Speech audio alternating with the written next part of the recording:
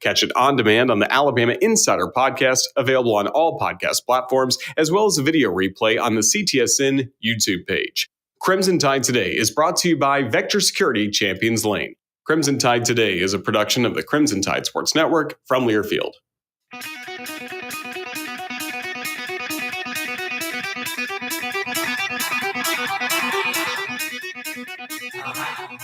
Welcome to Talkin' Ball with Scott Tyson and Drew DeArmond. Call into the Neighbors Wealth Management Hotline now, 256-576-4977. That's 256-576-4977. Now, here's Scott and Drew. And just like that, we're back, we're live, we're brand new, we're off, we're running. It is Talking Ball, 97.7 ESPN The Zone. Scott Tyson, Drew DeArmond, welcome in.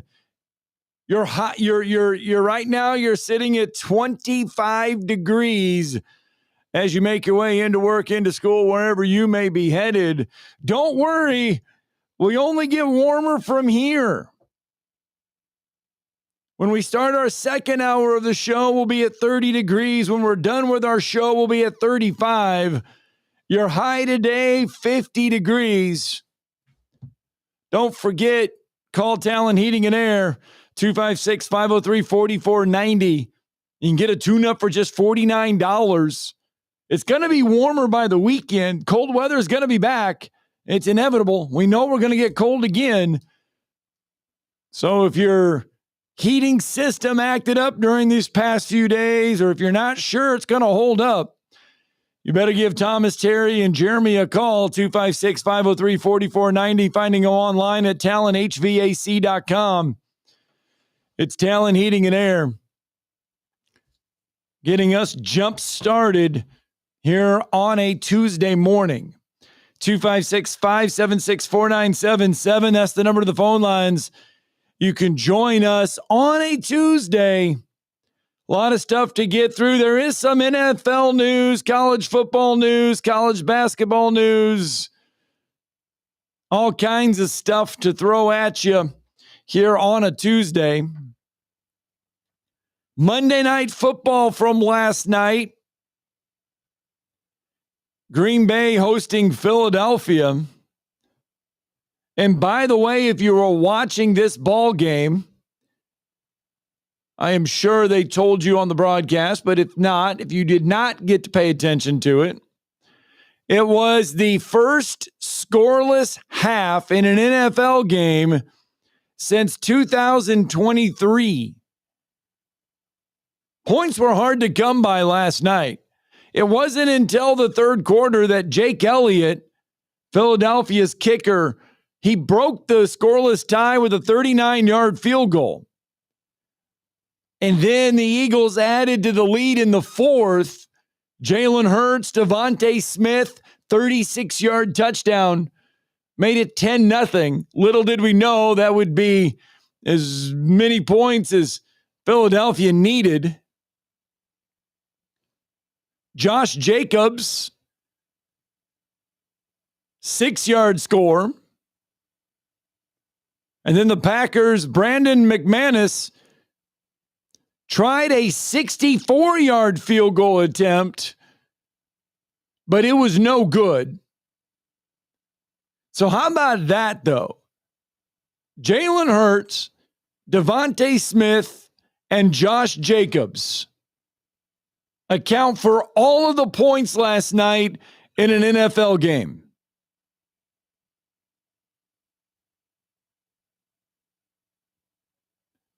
Alabama, Alabama, Alabama.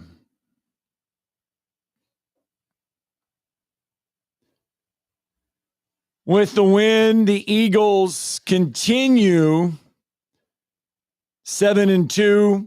Packers 5-3-1. With the win last night, the Eagles, I think their percentage now to be the number one seed in the NFC moves up to 33%. Had they lost the game, it would have been 12%. Wow. There you go. Monday Night Football. Make sure you download the 97.7 ESPN The Zone app. We had the game for you last night. You can always download the 97.7 ESPN The Zone app and listen to it. Another Saturday of college football quickly approaching. Alabama getting ready to welcome Oklahoma to Bryant-Denny Stadium. Will get you and start setting the table heavily for that matchup on Saturday. Crimson Tide right now a 6.5-point favorite. Yesterday, Alabama head coach Kalen DeBoer meeting with the media, and the coach having plenty to say. We're going to hear from the coach here in just a second. But obviously, Alabama fans and they remember what happened last year with the Tide going to Norman. Coach was asked about that yesterday. We have a lot of new players on the team, so there are players that didn't experience that. The ones that did certainly better remember and understand that, more importantly, that you're facing a really good program that, obviously we went to their place and got beat up pretty good last year, and that's who's coming to town this week. And so, Coach Venables done an amazing job instilling a culture there. And, we got a team that is coming here hungry. They're in the hunt for a lot of different things as far as reaching their goals. But, for us, we do then try to make sure that we always are focused on really this team being, what we're centered on and us improving. And that's the focus is, again, how did we get to this point this year to where we've had the success? What's it going to take to be our best on Saturday? And so again, you try to hone in on that, but you can't help but remember, the past. And those questions that you asked just now were also asked, a few weeks ago when we played Vanderbilt and so forth. And so, our guys, should remember that because our experiences help us be better the next time around. That's Kalen DeBoer on last year's Alabama-Oklahoma matchup. It was a tough one, no doubt. It knocked Alabama out of the playoffs. It was the kind of the final straw of a tough season for Alabama. Jalen Milroe played horrendously bad. His mistakes early in the third quarter basically iced the game, and all Oklahoma had to do was basically run the football. The game was over by early in the third quarter because with Milroe at quarterback, if things started poorly, very rarely did they turn around, and it was more of the same in that game. And Alabama's going to have to get off to a better start. They're going to have to get off to a faster one. They're going to have to protect the ball because they were in the game. I mean, it was a 6-3 game at halftime, and they were right there. But before you know it, you're down 3 scores, and there was just no coming back. Alabama did have a touchdown called back early in the first half to Ryan Williams, and which ended up being a bad call. And then they had another touchdown called back. So they didn't get any breaks in the game, but Oklahoma basically outplayed them. I thought the 2 worst efforts for Alabama that year were Oklahoma and then Michigan. They're going to have to play much, much better football than they did a year ago. And ironically, Oklahoma was not having a good year last year at this point in time. Now they're in much better shape. They're 7-2. They've got Mateer at QB, who's a lot healthier and better than Jackson Arnold. And they have a better defense. They've got the best defense really in the SEC. And so Alabama's going to have to play complementary football like they did on Saturday against LSU. They didn't play great offense, but they were really good on defense. They were really good in the kicking game. And it's going to take some of that against OU. No doubt about it. They're going to have to play. They're going to have to find a way to manufacture some rushing yards. Probably, I would say, in the 110 to 120 range. It's not going to be anything outlandish because, first of all, Oklahoma's got the best rushing defense in the SEC, but it's going to need to be better than it was against LSU. I mean, they only generated 50 yards. They're going to have some semblance of balance to thwart that pass rush of Oklahoma. So it's going to be a really interesting week and an interesting game plan coming up for the Tide. I don't remember a game, and I'm sure there has been some, and not just Alabama. I don't remember a game where either team or both teams come in with as high a prolific of a red zone offense as both Oklahoma and Alabama have. Alabama comes in 92% in the red zone this season. They've gotten there 38 times, have 28 touchdowns and 7 field goals. Oklahoma has a perfect red zone offense this year. They've gotten to the red zone 28 times, have 21 touchdowns and 7 field goals. They have scored every time they've been in the red zone. Alabama has scored 92% of the time when they get into the red zone. I don't remember two teams with that high of percentage facing off against each other. Well, it just goes to show you that the way they're it's similar in some ways to the way they play. Both their defenses are really good. Offensively, they've been efficient. Mateer hasn't quite been the same since he came back from the finger injury, the thumb injury. He's getting better though. Right. And certainly, he has a lot more mobility than what Alabama saw last week.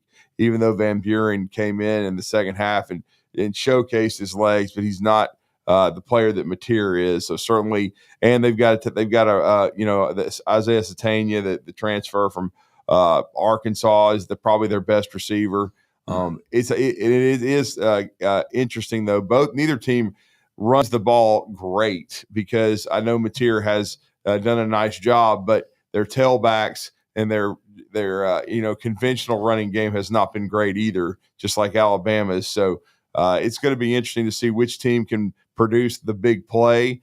I still think that as far as a passer, a Ty is better than Mateer. Right. I think Alabama's receiver core is better than Oklahoma's. And I think Oklahoma's defense, if they have a quote unquote weakness, is being able to spread them out and throw the football. I think, but you also have to be able to block them and keep the pass rush off of you. So it's a little bit similar to Tennessee in that regard, because Tennessee rushed the passer really, really well.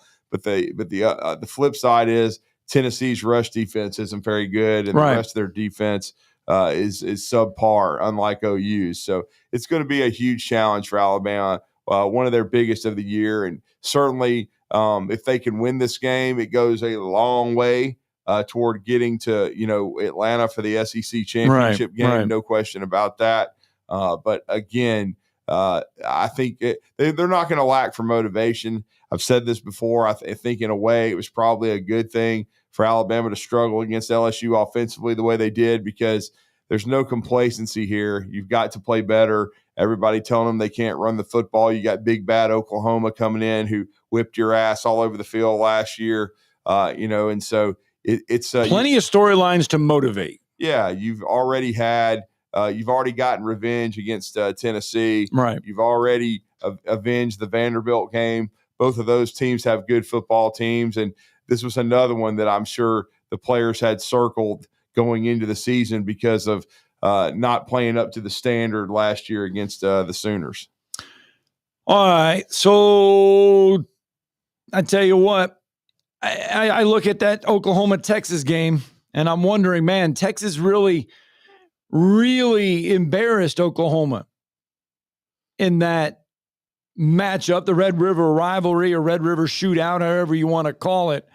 And I'm wondering if that was just John Mateer coming back from the injury and being slow, or does Alabama take a page out of the Texas playbook there and confuse Oklahoma quite a bit? Because they really had Oklahoma confused on offense. Well, he came back too soon. He was rusty. There was no doubt about it. He was forcing things, but certainly, that I think that was part of it. But I've also watched Oklahoma since then, and they have not been a Picasso on offense. They weren't a Picasso against Auburn. Right. So they haven't been great offensively against elite competition is the best way to put it. And so I think, you first and foremost have to stop John Mateer. You've got to stop him from making plays with his legs, no question. And you have to And honestly, doing that, you have to also force him in some down and distance situations where you put him in a bind where he has to make plays with his arm. He's a little bit erratic and inaccurate, but who knows that he may have a great game against Alabama. That's the way football is. Sometimes, I mean, even a guy like Zach Calzada and Steven Garcia beat Alabama. Neither one of them were great players, but they put it all together for one game. Trevor Knight, there's a list of them that had one shining moment with Luther Vandross, and then you never heard from him ever again.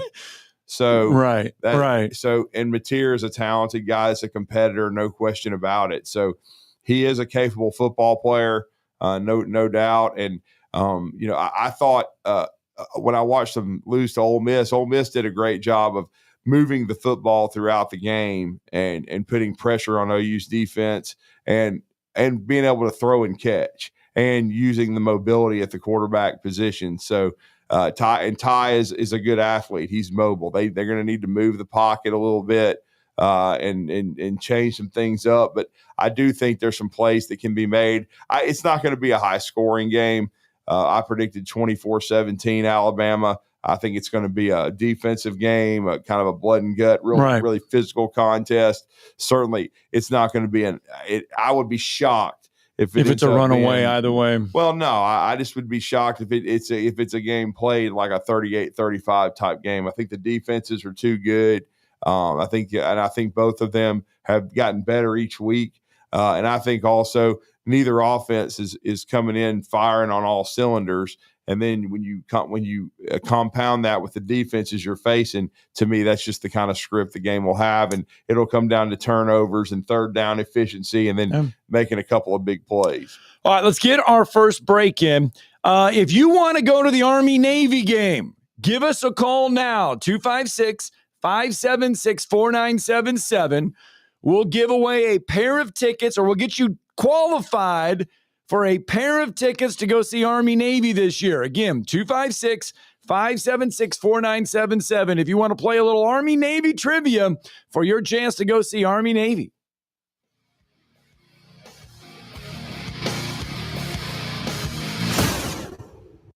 You're listening to Talkin' Ball on 97.7 ESPN, The Zone.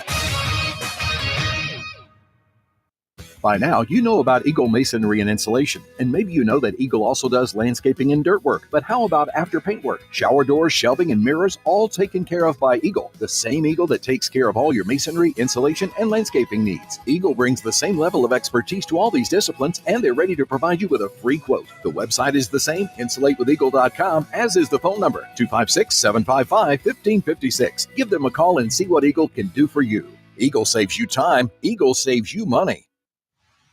Tom Luganville here for my friends at the service department at Woody Anderson Ford. When you need service on your vehicle, whether it's a Ford or any other make, you want to get into Woody Anderson Ford, where their expert service technicians will get it diagnosed and repaired right away, the right way. And while you are there, check out all the new and pre-owned vehicles at Woody Anderson as well. They are ready to make you the best deal possible. Visit Woody Anderson Ford today.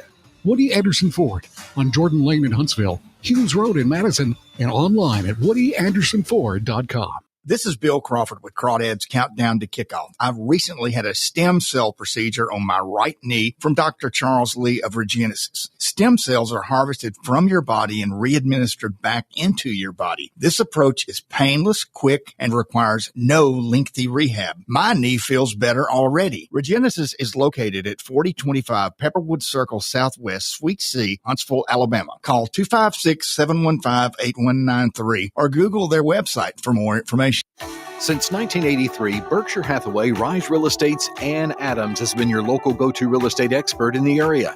As a buyer, you can trust Ann's in-depth knowledge of the local housing market to narrow available properties down to those you'll be interested in, saving you time when shopping for a new home. When you're ready to sell, Ann's expert negotiation skills will ensure you get a fair price and hassle-free experience. Call Ann Adams today at 256-337-2625 or email annadamsrise@gmail.com.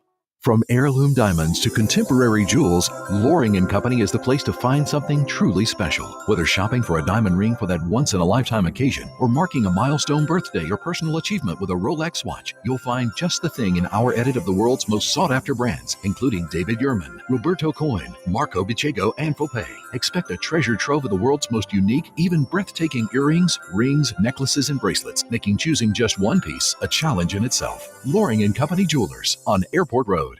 In the market for a new or used car? Look no further than Hyundai of Decatur. With a large inventory of new, used, and certified pre-owned Hyundai models, Greenway Hyundai of Decatur is here to service all of your Hyundai needs. Come visit our exceptional service department as well. With state-of-the-art facilities and a caring team of automotive professionals waiting to service your vehicle, make Hyundai of Decatur your number one choice for all your automotive needs. Give them a call today at 256-274-0279 or visit them online at greenwayhyundaiofdecatur.com.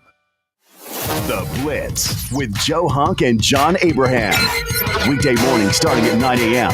on 97.7 ESPN The Zone. Well, the midnight headlight find you on a rainy night speedway. Up ahead, slow me down, making no time. Gotta keep rolling. I know. It's been a while. Hey, want to make sure on this day, on this Tuesday, Right. that we say, we want to express our gratitude for the military service, courage, Absolutely. and sacrifice while we honor the freedoms veterans protect. Today is Veterans Day. That's right. And so we want to thank all of them for their service, their bravery, their sacrifice for this country. We appreciate your service. We say thank you, and we honor you on this Veterans Day. We certainly do. 256-576-4977. That is the number. If you want to join us and do a little Army Navy trivia for your chance to win a pair of tickets to go see Army Navy, it's very simple.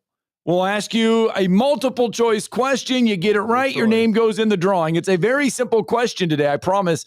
Yesterday's was simple. Today's will even it be. wasn't the Declaration of Independence as much as we're thanking Yes. the good Lord for the military. By the way, I did bring gifts today. Oh. Yes. For you and Brody. For us? Yes. I thought you were going to say for the No, callers. look.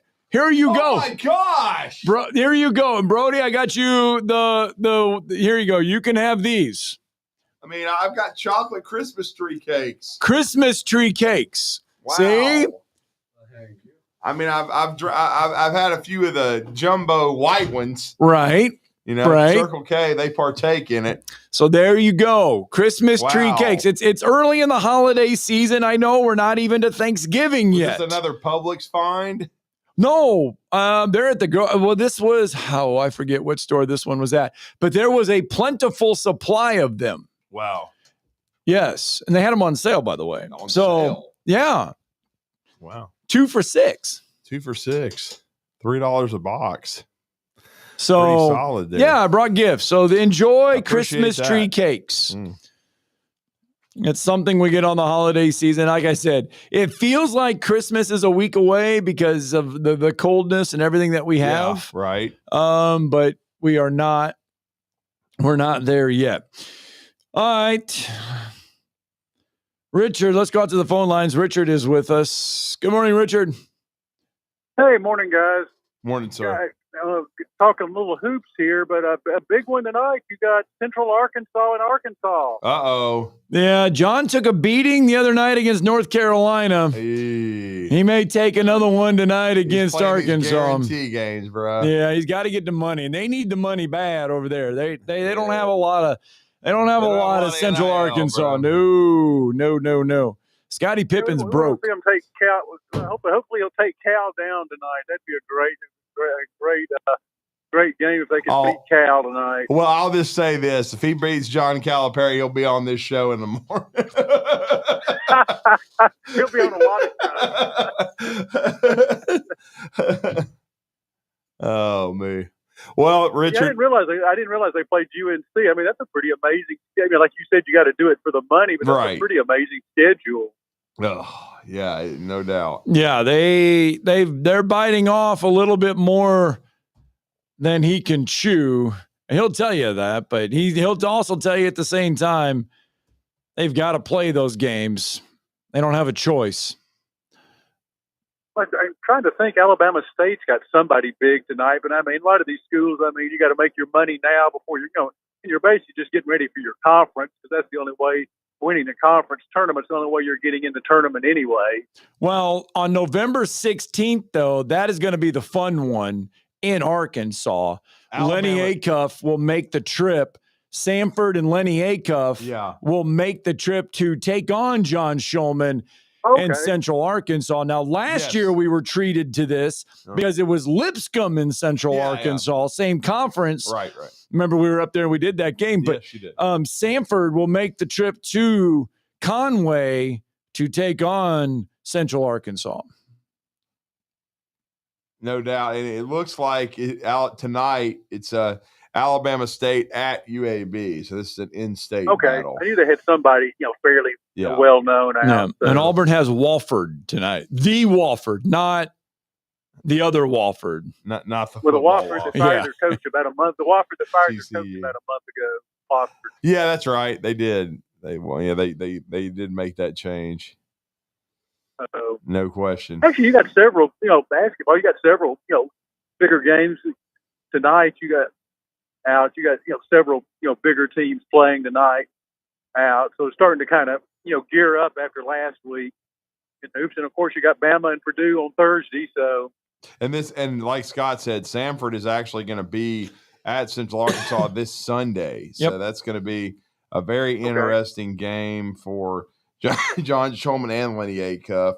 And then, and as Scott said, they've already played UNC, and it was 94-54 on November the 3rd. It was a 40-point beat down inside the Dean Dome.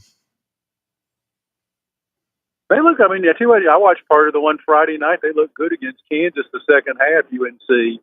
Yeah. They did. I saw where they won that game pretty impressively. Caleb Wilson's a pretty good freshman, no doubt about it. Yeah, I saw him play in Atlanta, and actually went over and talked to Coach Pearl.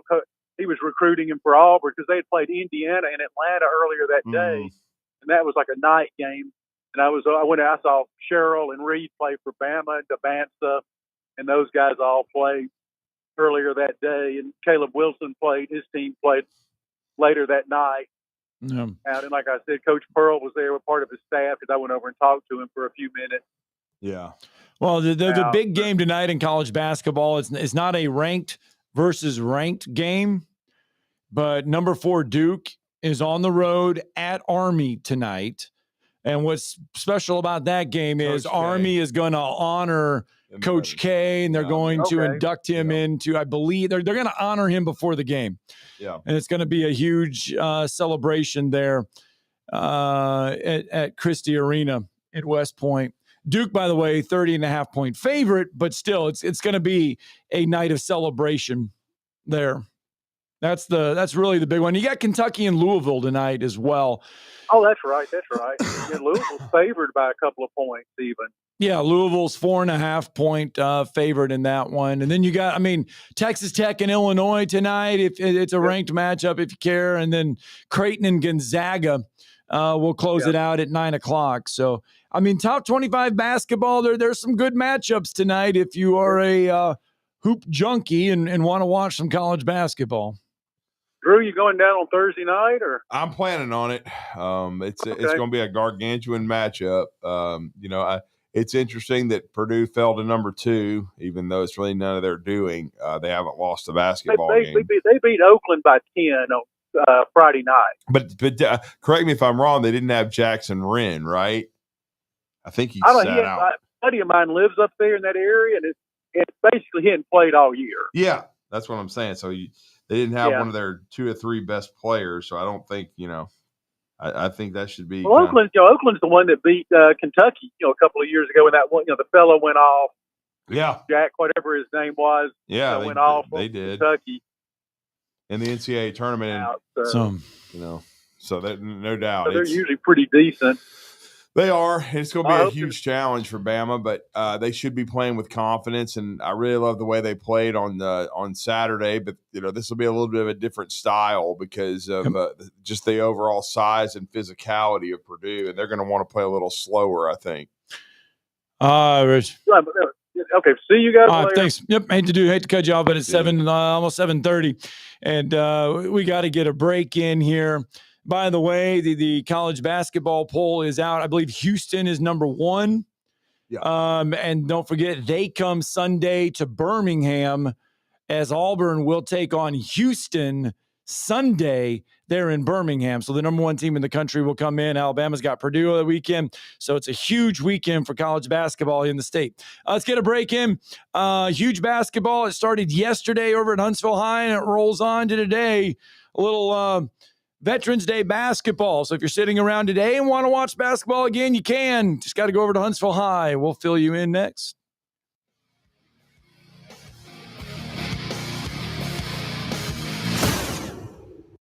You're listening to Talkin' Ball on 97.7 ESPN The Zone. Your Fox 54 weather. I'm Chief Meteorologist Jordan Dressman. We're going to be a little bit warmer tonight compared to the last couple of nights. Temperatures only dropping into the upper 30s and lower 40s. Plenty of sunshine for your Wednesday. We're also going to be much warmer Wednesday afternoon. Temperatures climbing into the mid-60s, dropping into the mid-40s as we head into the overnight. A mostly sunny sky for your Thursday. We're in the mid and upper 60s. Your Fox 54 weather, only on 97.7 ESPN The Zone. The crimson and white jerseys. Front court to the rack and the plunge. The sound of a buzzer beater. Got it to go as the buzzer sounds. The Roll Tide chant from the crowd. It can only be Alabama basketball. Join the Alabama Crimson Tide right here on your home for Alabama basketball. Listen to Alabama basketball all season long on 97.7 ESPN The Zone. You've got to experience Toyotathon at Bill Penny Toyota. They've got the selection with over 700 new Toyotas to choose from. And they've got the extras with Bill Penny perks and a 10-year unlimited warranty. So get on over to Bill Penny Toyota today and experience Toyotathon. Bill Penny Toyota in Huntsville and online at BillPennyToyota.com. Bill Penny's Toyota 10-year unlimited warranty is valid through the 10th year of ownership. Valid on new vehicles only. See dealer for details. Are you tired of chasing a roofing contractor to show up on time or even show up at all? I'm Sam Fleming with Fleming Roofing and Restoration. Our motto at Fleming Roofing is we show up. Our goal at Fleming Roofing is to provide the reliable customer service that you deserve. And we have the resources to meet all of your roofing needs: residential, commercial, industrial, replacement, or repairs. We are manufacturer certified for roof coatings, single ply membranes, and asphalt shingles. Whenever you need a roofing professional you can count on, call Fleming Roofing and Restoration. We are committed to finding the solution that meets your needs. We don't have quotas or heavy-handed sales tactics. Fleming Roofing, we have expert experience. We show up. Free estimates, residential, commercial, industrial, replacement, or repairs. Check us out at FlemingHSV.com. FlemingHSV.com. When you need a quick response, it's Fleming Roofing and Restoration. We show up. Your customers deserve the best, and so do you. You invest in your customers with your heart, soul, and skill. Well, it's time to invest in yourself with the next generation Cat 255 compact track loader from Thompson Tractor. After all, those who give their best deserve the best, and this machine has it all. With features that include a more powerful engine, tri-axle truck loading capabilities, a spacious cab, and a smooth ride for all-day comfort. Best of all, now Thompson Tractor is making that investment even better with our Workhorse Special. Get 0% financing for 36 months on the purchase of a new Cat 255 compact track loader that comes with a 3-year warranty. You also get a 74-inch bucket and 1,000-hour filter kit. Great news! This offer is now extended through the end of December. Visit ThompsonTractor.com for details. Thompson Tractor, we're here for you. The Drive with Wes Neighbors and Steve Moulton. Weekdays from 5 to 7 p.m. Only on 97.7 ESPN The Zone.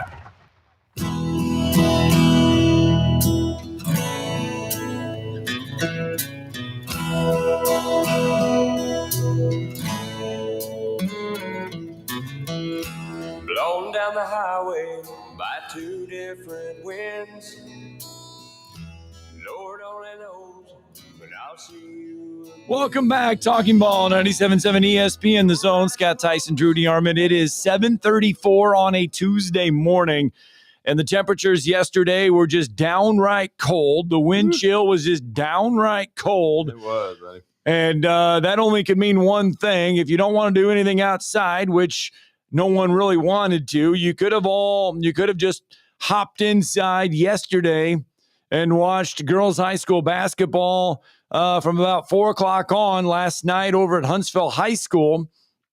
Huntsville Sports Commission, which, by the way, the Huntsville Sports Commission does a lot of fantastic work week in and week out. They bring a ton of sporting events into the area, into the community, but they also do a lot of local stuff. They put their name behind a lot of local stuff, and they're putting their name behind something yesterday and today for girls high school basketball.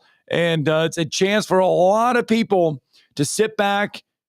It's going to get warmer today, but you can sit back and watch a lot of good quality basketball. No, you can. It's outstanding, and I was there yesterday for 4 games, and it was really some outstanding competition. It's the second annual event. It's the 2025, Huntsville Sports Commission City Tip-Off for girls basketball, and it's the schedule was outstanding. The first game went into overtime, so I mean we had a late night over there as Boaz came back to nip Whitesburg Christian Academy in OT, and then we had an outstanding game. 2 of the better teams in North Alabama that I think you'll see make runs at Final Fours, and that's Lauderdale County. They played Ider, and that was a last-minute change to Mortimer Jordan had dropped out, but you get a program of the caliber of Lauderdale County, who has, I think, more state championships still than any program in the state overall, and I'm talking about girls and boys. Right. But that turned into basically not a buzzer beater, but in the last 5 seconds, a 3-point shot wins it for Lauderdale County, and then a couple of free throws ices it 50-47 over the Ider Hornets, who really Ider had led wire to wire up to that point. And then Buckhorn, very impressive over Vestavia Hills, 64-51. And then last night it was a city war between 2 old rivals, Huntsville 35-26 over Lee. And so it was a great first day. And then it's going to be a long day today starting at 9 a.m. You mentioned it already, Scott, as the Sardis Lions, they're going to take the court. And we've had a change there in the schedule, and we'll bring on our next guest, and they'll tell us about it for game 1 in the main gym. And we're going to bring on Coach Jeff Smith, who has partnered with Mark Russell and really helped organize this event. It's a busy time. He was doing a lot yesterday, doing a lot this morning. His squad will play again today, but we're going to talk to Jeff Smith, the head basketball coach of the Huntsville Lady Panthers, right now on the Neighbors Health Management Hotline to talk about this event starting at 9 a.m. today over at Huntsville High. Coach, good morning. Yeah, good morning. How are you guys this morning? We're doing well, good, Coach, and I'll let you tell the listeners, but I know we kind of talked about it yesterday, but talk about the schedule this morning. I know there's been a change with a matchup starting us off at 9 a.m. in the main gym. Yeah, anytime, you are working to put together an event like this with, 24 plus teams involved and coming to one location, you're always going to have late drops and you're going to be searching for teams and so forth. But,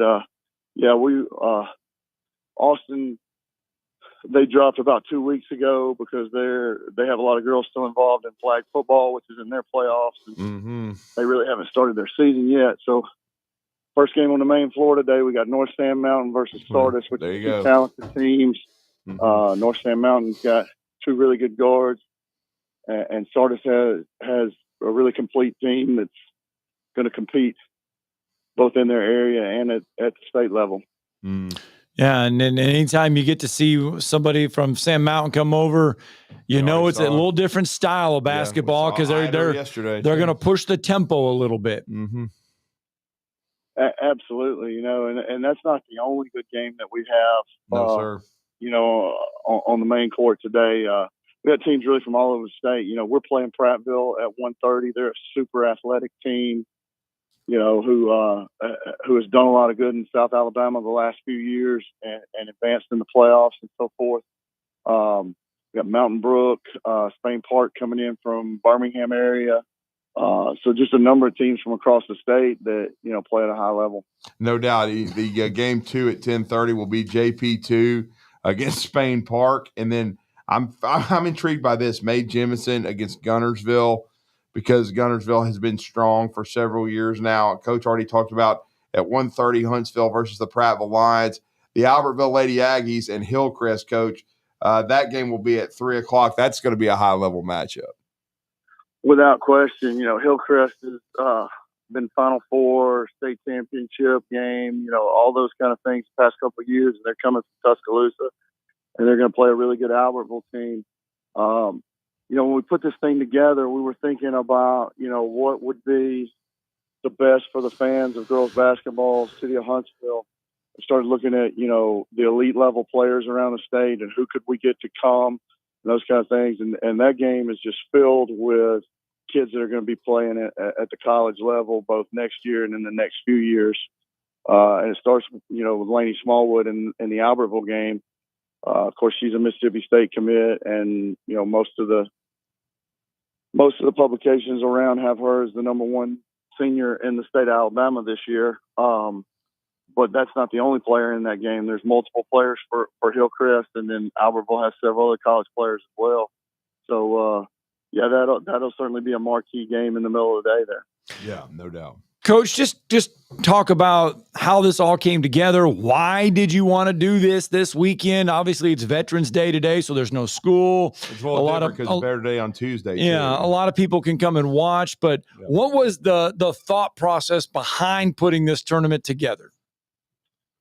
Yeah, just to have a major event, that showcases the girls' game. We have the Huntsville City Classic here in Huntsville that showcases, some of the highest level teams, both in our state and surrounding states, at Christmas.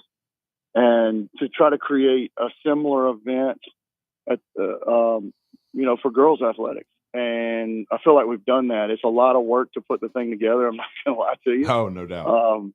This is something that started back during the end of basketball season last year. I had teams committing, before the season was over last year. And, this is actually the third year we've kind of built it, a little bit each year. And to what it's become a 2-day event this year. And the feedback has been extremely positive. Like, there's not another event around the state. I really think it's turned into the premier regular season girls event, in the state of Alabama. And like I say, I don't really have to go looking for teams to play in it. Most of them reach out and contact me and say, hey, do you have an open spot, and those kind of things. Well, I mean, when you get a team like Lauderdale County that's willing to be a fill-in, that just show you your waiting list is pretty good. Absolutely. And they were actually thrilled that we reached out because, they're a high-level team. And unless they're playing larger schools, like us or Sparkman or somebody like that, like, it's difficult for them to get games sometimes. But Otter, they're an uber talented team, and they're willing to play anybody anywhere on any day. So, that was a fantastic game last night. Sure was. It was as good a game as I've seen in a while on the girls level. And then again, at 4:30 today, Plainview will take on Mountain Brook. You heard Coach mention the Lady Spartans are coming today. And then at 6 o'clock, Fort Payne Lady Wildcats take on the Grissom Tigers. And then the last game in the main gym tonight, the Athens Lady Golden Eagles, a lot of tradition there against Columbia from the city of Huntsville. And then in your auxiliary gym, he's also allowing some of the JV teams to compete. Sardis and Huntsville's JV at 9 a.m. this morning. Later in the day, it would be the JV from Albertville and Buckhorn will go at 1:30. And then at 3, Grissom and Mae Jemison's JVs. But I wanted to mention these two games in the auxiliary gym for those that are want to see a couple of high-level matchups varsity-wise. Vestavia Hills staying in town. They are playing again. They of course, lost to Buckhorn last night, but they're taking on the Lee Lady Generals at 10:30 this morning. And then I'm going to tell you what, Coach, this game right here intrigues me quite a bit at noon as Buckhorn. I thought they were very impressive yesterday against Vestavia. especially the way they shot the basketball. And they will take on Eider. Eider going to be here for a second time. Eider and Buckhorn, a very interesting matchup. Yeah, without question, two really talented teams. You know, Buckhorn did, like they shot the cover off the ball last night. And, you know, they're a talented team that has a chance to make some noise in 6A. I was telling Coach Keys last night that I was extremely impressed, and I'd seen them back in the summer. Yep. Of course, we play them regular season as well. So, you know, I kind of knew that they were a talented bunch, but I thought they played really well last night. And I think what sets them apart from some of the other teams is they are athletic. You know, they do, but they absolutely shoot the blood out of it, and that is a trait that will carry you far into late February and early March. Yes. Well, Coach, just let everybody know. I mean, tickets at the door. Yeah. Got to buy them online. Can you just show up and pay in and get in to watch all of this? And how much? Yep. Absolutely. For adult tickets, it's $15. Kid tickets, 10 and under, $10. And you can show up at the gate, or tickets are available on GoFan as well. If you want to pre-purchase, go to GoFan and type in Huntsville High, and it will pull up under our name. Well, and I'm going to tell you what, and they'll draw you in too, because the concession stand smells good, Scott, for you. Okay. Being a food person. They take care of you over there. They got some good food too, and they'll keep you warm inside the Huntsville High Gymnasium today. Coach, before you go, I would like to get you to comment on your squad, off to a 2-1 start, and a gritty effort last night and a really good defensive second half in coming back and beating Lee impressively. Yeah, I thought we had really good energy at the beginning of the game last night, and, you know, came out of the locker room, I felt ready to play, but, you know, we didn't make many shots early in the game, and our energy level kind of dipped in the second quarter. Lee had a really good second quarter, and consequently, you know, we go in down at halftime, and they're a scrappy bunch, and they can shoot it as well. Like, Lee has a number of kids that can shoot it, so I was really pleased with our defensive effort in the second half. Didn't feel like we were, totally connected offensively last night. You know, missed more shots than what we normally do. Luckily, we were able to rebound the ball really well, and create a lot of second opportunities for ourselves, and we got the free throw line and you know, made our opportunities there when we got the free throw line. Sarah Metters-Raleigh had 17 rebounds for us last night. Mm-hmm. She's been an absolute warrior on the boards for us early in the season here. Now, we play a really talented Prattville team today, and that'll be a challenge for us. They're long and athletic, and they cover a lot of ground quickly. So we'll have to be ready to play today. Yeah, no doubt. And I thought you did a good job managing Emma Shea's foul trouble too, Coach, because she got her third foul pretty early in the third quarter, and you were able to get her to the end. Yeah, Eleanor is a really talented. Yeah, she's a really talented offensive player. I mean, she's going to play at the college level one day. We're super young, and she leads that charge because she's just a freshman. Yeah, everybody tends to forget that because she started 31 games as an eighth grader in 7A basketball. But yeah, she was ill last night, and I hope she's feeling better this morning because she wasn't her normal self offensively last night. But yeah, she's a very talented player, and you know, we have another eighth grader, Elsa Solomon, who starts for us. She's a really talented offensive player. She got going a little bit in the second half last night and finished with 9 points. So yeah, we're just kind of playing through our youth. You know, we're trying to play a tough schedule here through November and December, to where maybe these kids aren't eighth graders and ninth graders by the time we get to January. But hey, that's just just watching them grow, man. It was our gritty effort. And again, as Coach said, you can go to GoFan and get tickets. You can pay at the door. He said $15 for adult. You said $10 for your children? 10 and under. Yeah. Yep. 10 and under. Yeah, 10 and under be $10. Gotcha. Big thanks to the Huntsville Sports Commission, right, for their efforts in helping us put this on. They are big supporters of girls athletics in our community, and just want to thank them for all that they do for our community and their support of our event here. Thank you, Coach. We Thanks, appreciate Coach. it, and look forward to seeing you at the gym. Thank you, guys. Appreciate you having me on. Yep. Mark Russell, Klein Thompson, and Emma doing a fantastic job with Huntsville Mark Sports was there Commission. the whole all 4 games yesterday. Yeah, Mark doesn't have much of that because, I mean, he was at beach volleyball for 4 days, Wednesday, Thursday, Friday, Saturday, Sunday, and then he turns around Monday in the cold, and then he's doing basketball. And then, I mean, the sports commissions are getting ready. They got Gulf South Conference soccer on Thursday, Friday, Saturday, Sunday. They got NCAA regional cross country on Friday. So busy, they are busy, but never forgetting the local sports, never forgetting the girls' sports, never forgetting the high schools and stuff around here. They do so much I'm for telling them. you, there were some high-level games yesterday, man. I think Coach Smith did a great job, putting the matchups together where they were even, and you were, and then you saw some teams really competing. Yeah. And it'll be interesting to see how the slate goes today. All right, got to wrap up hour 1. Talking Ball, 97.7 ESPN The Zone.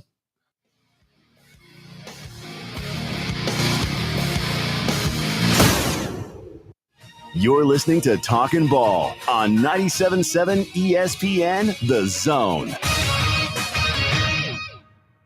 Is your financial advisor offering you up to a 30% upfront bonus? Or are they promising you up to 10% growth per year, all for your retirement income? If not, then you need to come to Trajan Wealth. I'm Jeff Jr., founder of Trajan Wealth. If you have a plan to retire within the next 10 years, don't wait only to find out it's too late. I've seen hardworking folks like you retire only to be required to go back to work, all because their advisor told them guarantees like these were too good to be true. They're not. That's up to $30,000 upfront or up to $10,000 per year on $100,000, all guaranteed for retirement income. Don't keep working when you're supposed to be retired, and don't let any financial advisor tell you it's too good to be true. Call Trajan today. 256-202-4200. That's 256-202-4200. Annuities, non-advisory products. DBA Trajan Wealth Insurance Solutions. Additional disclosures at TrajanWealth.com. Sure, Valley Equipment Rental takes care of the homeowner and his needs, but how about the pros out there? Well, Valley Equipment has the big stuff as well. The equipment you need to get any job done. I'm talking about the big track hoe excavators, from the 30,000-pound mid-size one to the big boy 50,000-pound units. Need a dozer on the job? Well, they've got them up to 105 horsepower, and that's a good-sized machine.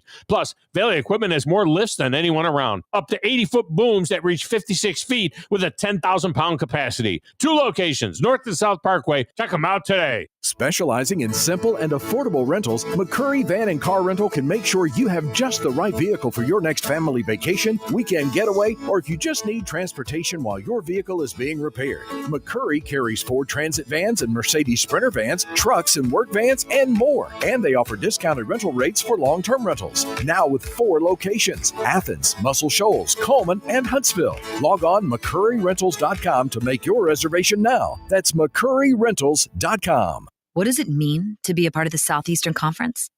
That you paint your body, your car, and your dog your school colors? Maybe. But it means more than that. It means your alumni network includes the state, the country, and beyond. It means your school ring doubles as your resume. And yeah, you better believe it means more titles, like doctor, CEO, and your honor. Because this is the SEC. And here, it just means more. What does it mean to be part of the Southeastern Conference? That yours is the only conference with its own chant? Well, yes, but it means more than that. It means a study abroad program that might include reforestation in a mangrove swamp in Australia. It means finding your calling, your future spouse, your startup's co-founders, and of course, grilling tongs that play your fight song. This is the SEC, and here, it just means more. This segment of Talkin' Ball is brought to you by University Kia, the #1 volume Kia dealer in the state of Alabama. Located online at universitykia.com. So we mentioned yesterday about this whole Brian Kelly LSU situation. Yeah. It has gotten worse. Oh, boy. Technically, are you ready for this? Technically, Brian Kelly is still the football coach at LSU. Okay. Yes. According to the school, last night or yesterday in the late hours, LSU sent a note to Brian Kelly and his lawyers saying that LSU has not formally terminated Brian Kelly as their head coach, and they are seeking now to fire Kelly for cause. Oh, give me a break with all this. So they cannot. So they are potentially trying to avoid paying a full buyout. Oh man, if I were him and his lawyers, I would just dig in and tell him to go to hell. Yes. Brian Kelly has not been formally terminated. You're trying to hire a new coach, yet you're sitting there. We ain't really fire. Oh, and I won't pay the buyout. And, what a political climate, So if I'm Brian Kelly, I'd walk right back into the Governor office. Jeff Landry hires his best friend from McNeese State to be the president, and he turns around and promotes the associate athletic director. He probably don't make as much money as Woodward did. So, and then sitting there raising Cain saying they need to hire a coach, but they're paying too much money. I mean, I would not want to go down there in the middle of that hornet's nest. I don't care about the alignment from the standpoint. Yeah, there's a lot of talent in Louisiana, but it sounds like Days of Our Lives with crawfish up your ass. LSU's representatives had a phone call with Coach Kelly's representatives where LSU took the position that Coach Kelly had not been formally terminated and informed Coach Kelly's representatives for the very first time that LSU believed grounds for termination for cause existed. Well, what are those? That's what I'd ask them. If you want to talk about, if you're going to go public with that crap, well, then what did he do for cause? A 48-page lawsuit was filed just hours after the call. This is going to end up in court, and it is going to be ugly. Well, that's LSU's fault. Kelly didn't win big enough, but this whole thing has not been handled well by LSU, in my opinion. It looks awful. No, and Kelly's lawyers are seeking a judgment that he was fired without cause and that Coach Kelly is entitled to receive the full liquidated damage, provided in his contract. Fake accents. I don't care that he got his ass beat by Texas A&M and that he fired Tommy Moffitt and everybody got mad at him and that he, and Corey Raymond, he let him go, then brought him back, blah, blah, blah. He was a bad fit, but I'm sorry. You signed him to the big contract. You thought he was going to win a national championship. You're just mad that he didn't. You're mad that it failed. And now you're trying to come up with stuff. Yeah. And I don't know. Sounds like Auburn and Harsin. I don't know how much they have because when Scott Woodard was there and dismissed Brian Kelly, he said it was because of performance-based. Well, I'm sorry. I think anybody with a functioning brain understands that that Woodward did not have anything to do with this. I mean, he was basically neutered, and the governor started throwing his weight around trying to gain political favor by firing a guy that he knew the fans didn't like. Give me a break. And he didn't like Woodward anyway, and he had him fired too. When the governor is running your university, it's not good. And he's a Republican, but I don't care. Well, there you go. There you go. I mean, it's just, I saw that and I was like, man. There's a big one. There's a couple big ones this weekend in the SEC. One of them take place in Sanford Stadium. Number 5, Georgia, hosting number 11, Texas.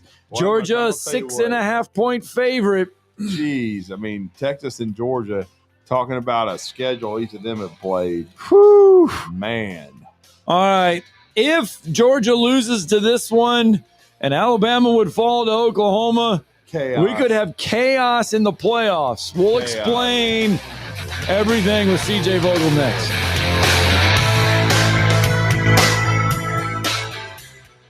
This is Brent Musburger's VSiN Action Update on 97.7 ESPN The Zone. Drivers who switch to Progressive have an annual savings of nearly $750. Progressive.com. Alabama hosting Oklahoma at Bryant-Denny Stadium on Saturday. The Crimson Tide bet down from a 7-point to a 6.5-point favorite, 45.5 the total. North Texas laying 18.5 at UAB. UL Monroe plus 4.5 at home against South Alabama, 51.5 the total at Malone Stadium. Kennesaw State bet up to a 3-point favorite at Jacksonville State. Atlanta Falcons laying 3.5 at home against the Carolina Panthers on Sunday.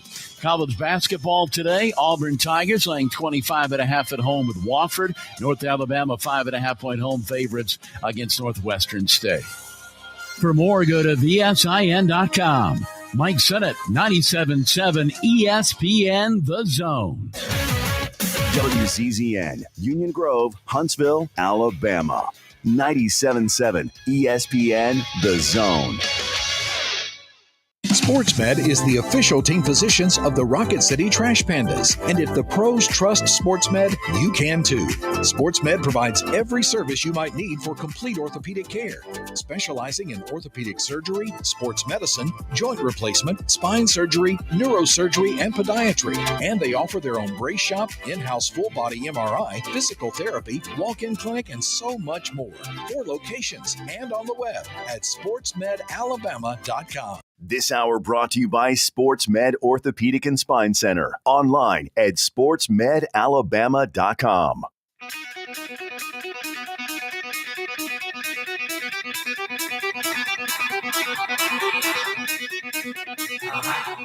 Welcome to Talkin' Ball with Scott Tyson and Drew DeArmond. Call into the Neighbors Wealth Management Hotline now, 256-576-4977. That's 256-576-4977. Now, here's Scott and Drew.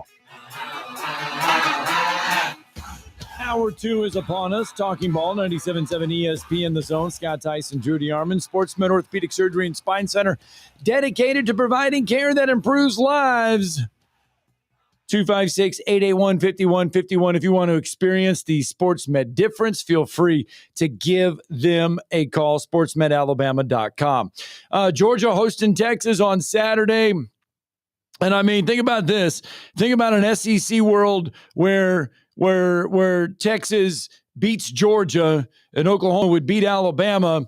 You could potentially have 6 teams in the SEC possibly getting into the playoffs. I know it's outlandish to think, but we can explain it later in the show, but there's avenues to where that could happen and how it could happen. But for the short term, Texas traveling to take on Georgia. Georgia, 6.5-point favorite. You know, Texas 7-2 right now, still in the thick of everything. Yeah, it's crazy, man. It's insane the way things are going on, and the SEC is kind of cannibalizing itself. But it could. I mean, and if that happens, the scenario you just talked about, Scott, there's going to be a lot of politicking going on within the conference, and then of course outside. With Greg Sankey, who I saw in Tuscaloosa on Saturday, they'll be campaigning, trying to get the 5 or 6 you're talking about, especially with the ACC looking as strong as it's looking. Oh, it's a juggernaut, and basically for varsity high school football. But to me, the Big 12 being Texas Tech and a bunch of schmucks. Yes, but it all goes to our thing, and we can. Yeah, it all goes to the madness. Yeah, but the story is. Texas has to take care of business at Georgia. And I think they've been getting better. I mean, I really do. I mean, they've played a gauntlet of a schedule. Arch Manning is starting to show a lot of progress. I still think people kind of jumped on him a little bit too harshly at the beginning of the season. And I still think I'm not 100% sure he was healthy. We're going to talk about that and more with our next guest. He's with On Texas Football, does a great job covering the Longhorns, and I'm sure he will be there in Athens, Georgia this weekend. He's been traveling all across the SEC with all these amazing matchups Texas has had and amazing games. And that's CJ Vogel, and he's with us on the Neighbors Wealth Management Hotline. CJ, you're with Drew and Scott. How are you? Doing well, guys. Good morning. Oh, morning. Sorry. Now you're on video. I'm sorry. Yeah, he's with us on video. Yeah, he has joined us on video. Thank you for doing that, sir. But, Texas, this has been a very interesting journey for them.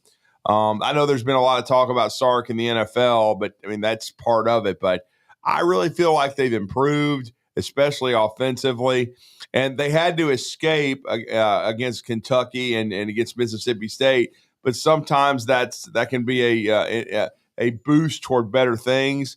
Your thoughts on where Texas is going into this, another gargantuan matchup? They've been in 3 or 4 of these already in the SEC this season. Yeah, they have. Probably none bigger than this one. Maybe you could, look at that Ohio State opener, but given the stakes of the season and where things are now, I think this one in Athens is going to be pretty massive. But no, you mentioned it. No, Texas is in a position offensively where they haven't been the entire season. And what that means is they found consistency up front to protect for Arch Manning. The run game is still pretty hit or miss, and I think it will remain just like that for the remainder of the season. But when Arch Manning is protected, when he is able to sit back in the pocket and deliver a clean football, more times than not, he's been pretty good this season. The issue is he hasn't been able to have those clean pockets all too often. And that's where Texas has really come into issues against Mississippi State or Kentucky. And we know all about how that first half at Oklahoma wasn't the cleanest either. But that's right now, as Texas moves on to offensive line combination number 6 on the season, that's the optimism in Austin right now, is that the offensive line has been figured out, at least to an extent that gives Arch and Steve Sarkisian an opportunity to run the offense effectively. Injury standpoint, how does Texas look coming into this one? Are they getting pieces back for this Georgia game? Yeah, absolutely. Michael Taft's starting All-American safety. He will be back on the field after a hand injury, sidelined him 2 games. Jelani McDonald, the opposite starting safety, dealt with a little concussion 2 weeks ago. He is expected to be back. And Ryan Wingo, who dislocated his thumb against Vanderbilt a week ago, he will be back on the field. So this is the healthiest Texas has been. And, of course, coming off of a bye, going to Athens, it should be a physical game. They should be rested. Well, and CJ, I want you to go into detail. What has Kyle Flood done? Because we're here in this state, we're very familiar with him and Sark and what they did as a combination at the University of Alabama, and then went on to the 40 acres and into Austin and to turn this Texas program back around. But what adjustments have they made? What combinations have they used? Because I honestly think when Arch was taking a lot of criticism, that the biggest issue for Texas has been their offensive line. Yeah, it absolutely has been. And look, just real quick, they still can't run the football effectively. I think they're dead last in the SEC when it comes to rushing yards per game against Power 5 teams this year. They're 16 out of 16. It's about 81 yards a game. That's not a lot of help to a quarterback who's been struggling as well. And, again, I don't quite think it will get better when they're playing against a Georgia front who's very fast up front, and the outside zone is typically their bread and butter. But a couple of injuries have occurred up on the front offensive line, and as a result, they've moved starting center Cole Hudson out to left guard, and Connor Robertson, a 4th-year, kind of journeyman backup, has stepped in and played very well at the center position. As a result, Texas is much lighter on the offensive line than I think they anticipated coming in. They originally started with Connor Stroh at left guard. He was around 345, 350 pounds. They then replaced him with freshman Nick Brooks out of the Georgia area, again, pushing 345 or 350 pounds. Now they're dealing with some guys that can move a little bit better. Cole Hudson around 315, Connor Robertson 315 as well. That's really where they're sitting right now, and as a result, they've been able to communicate a lot better. They've been able to move in the pocket a lot better. That has been the adjustment, and it's only come after a couple of injuries have forced their hand, but they've gotten to the right question or the right answer to solve this question at some point this season. Well, CJ, I love the story of how Arch Manning and Ty Simpson are close to each other, and how they talk during the week, and how they're comparing notes against opponents, and they're doing it this week for Georgia. I think that is so cool to hear. And they're having some of the same issues because Alabama, I was going to say, CJ's talking about how Texas can't run the ball. Well, Alabama's having the same issue. I think it's so cool how they talk. No, I think it is as well. You don't see a whole lot of that these days anymore, but I know that the two were close going back to the Manning Passing Academy in the summer, and getting to speak with Arch and having him kind of collect his thoughts about some of the quarterbacks that were on campus. He certainly mentioned Ty back then as well. So they have a close relationship, and We'll see what kind of pointers Ty has for them as they head to Athens for the first time.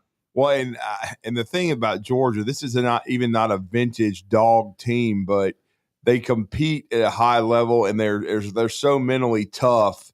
And I'm sure, CJ, it's been a topic on Texas football, but they're a second half team. Now, the one time they weren't able to rally against Alabama, but I'll just be honest, it was mainly because of a drop touchdown pass and a couple other mistakes where Alabama was able to take advantage of Georgia there.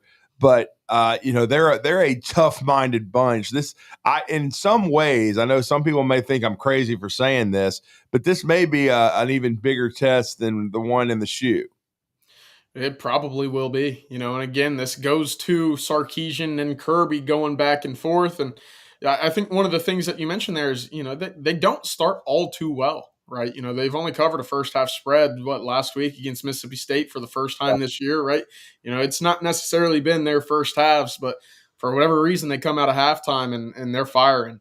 But for Sark, I think this is a coach versus coach matchup, right? Kirby's had your number the last two games all last year. What can you do if you're Steve Sarkisian to get your first win against a Kirby Smart or Ryan Day, a Kalen DeBoer? He's 0-6 against those three. Now would be the best time possible for him to get that first win. Well, and then is there a lot of conversation about Texas? Because what I mean is they have to win this game, because if they don't, they're out of the playoff conversation. Oh, yeah.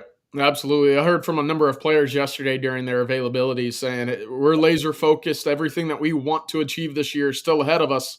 And if we aim to do exactly that, it starts Monday in meetings, Tuesday on the field, and then going into just about everything else that builds up to the game in Athens on Saturday. They know that this is a game that is essentially, and hate to sound cliche, but is an SEC championship game for them.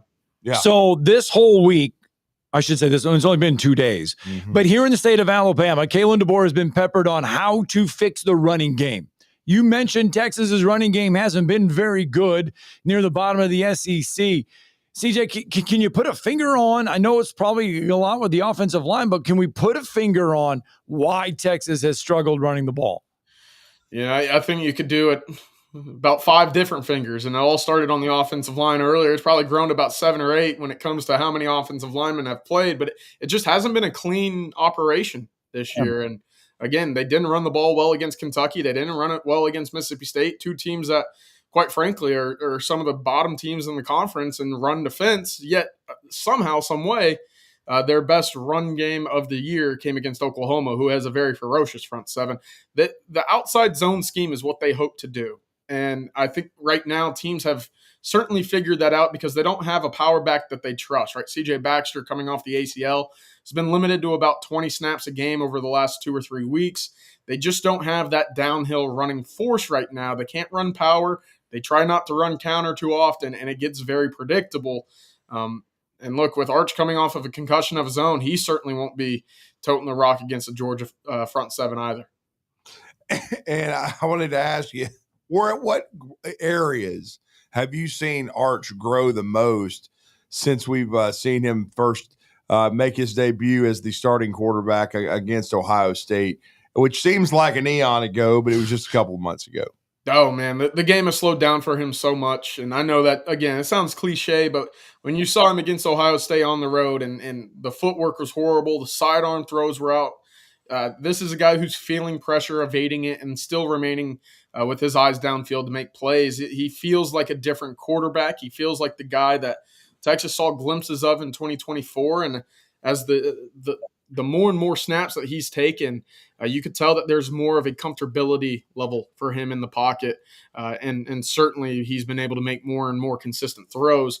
But beyond that, the leadership, right? I think that was something that he was a little struck by early on. When you're not playing well, how do you then become the voice and the face of your offense? Well, as he's certainly taken the bumps and the bruises, he's become more of a vocal guy as well. And I think the team has fed off of that, and they needed it, right? They needed a spark, and he's provided it.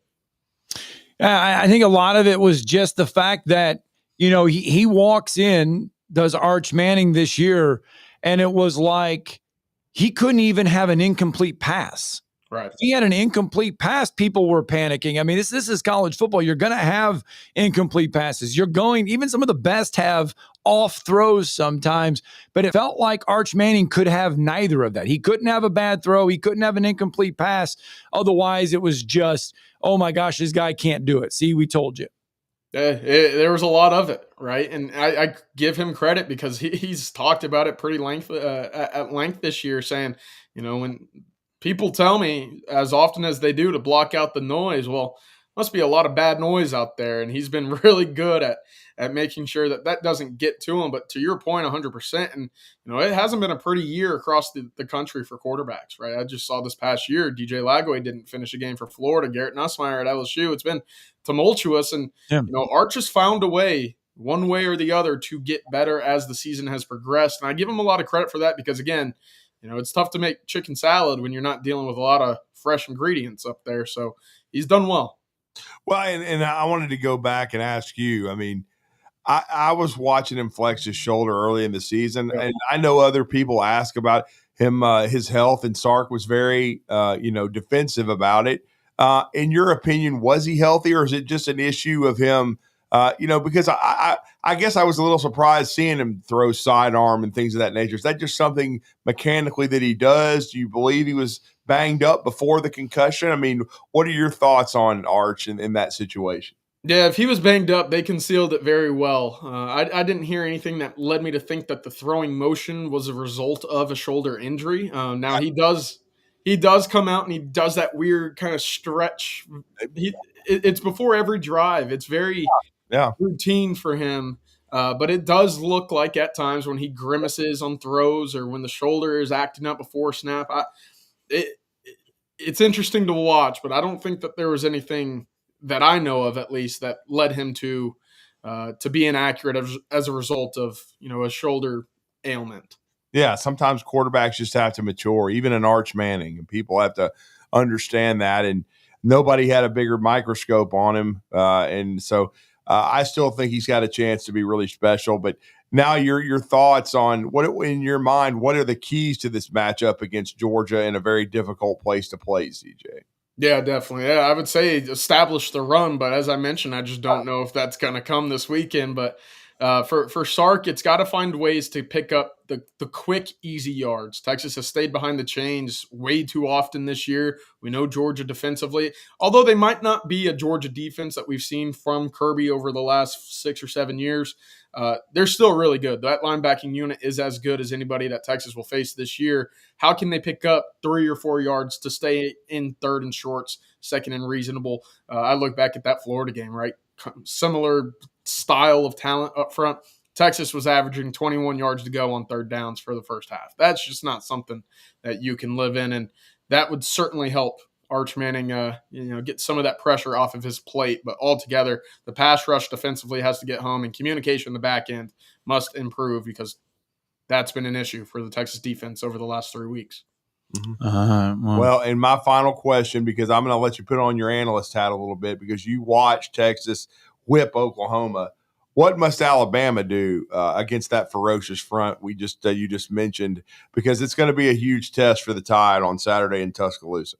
Definitely, yeah. No, that's a fun game. I hope to get some eyes on it as the Saturday goes, but you got to get pressure on Mateer, and there's certainly room on that Oklahoma offensive line to pressure Mateer. When he feels heat, boy, does he get errant, and he misses wide, he misses high, he misses pulling down to the left.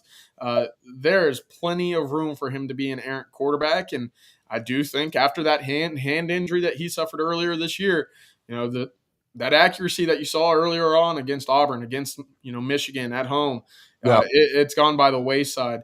They're a team that can't run the football very effectively either. But if you can get John Mateer off of that spot in the pocket, there can be some opportunities had for interceptions.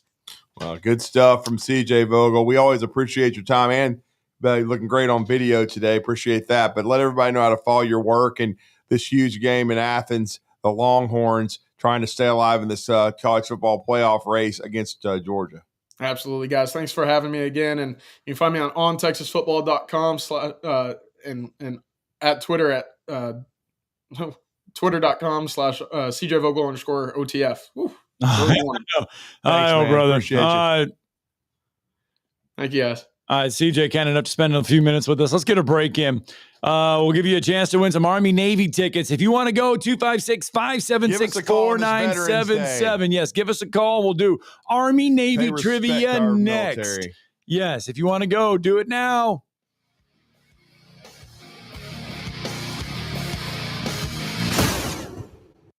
You're listening to Talkin' Ball on 97.7 ESPN The Zone.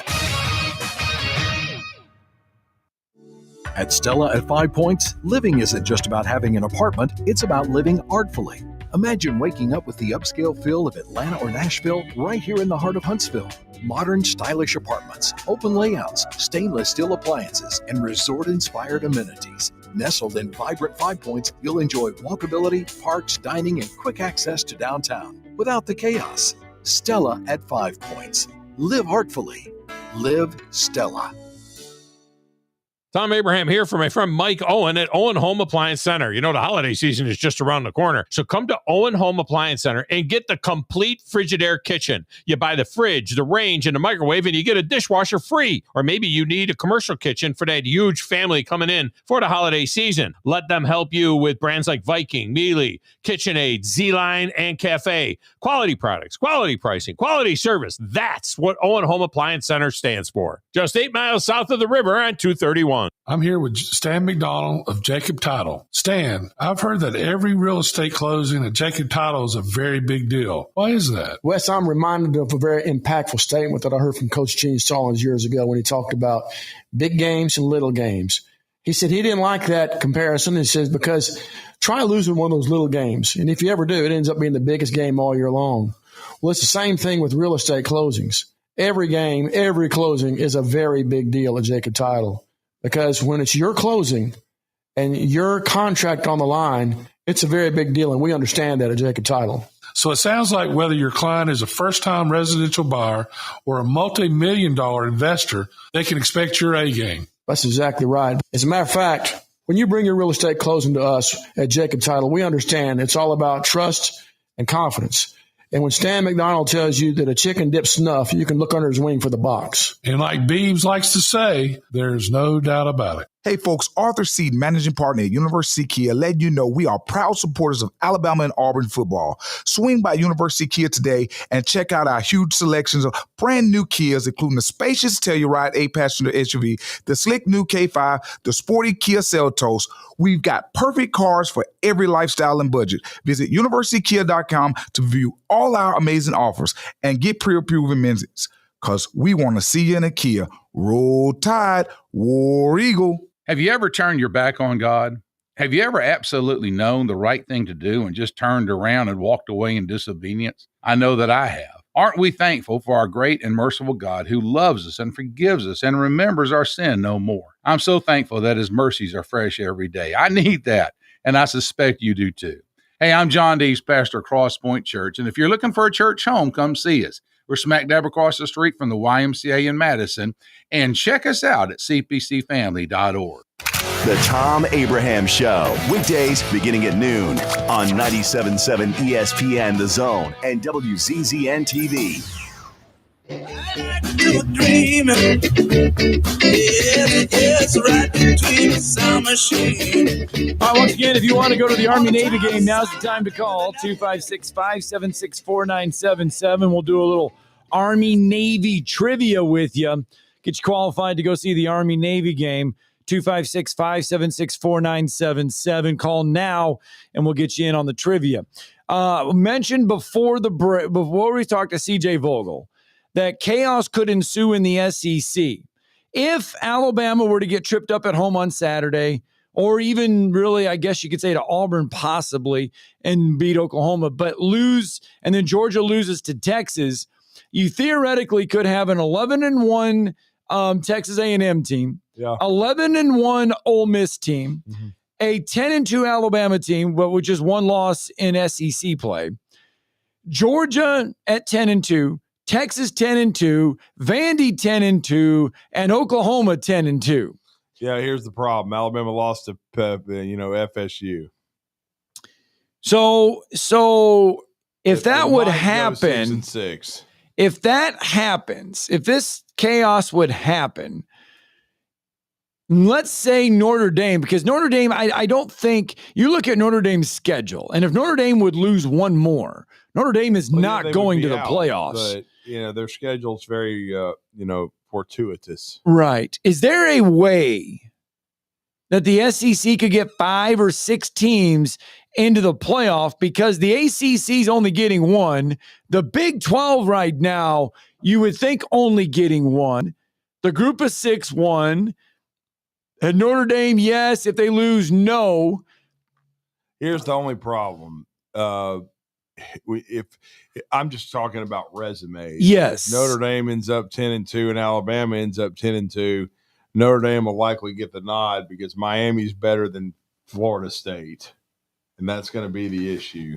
And don't forget, Notre Dame has a last-second loss to what would be, as you put it, an 11-1 Texas A&M team. Right.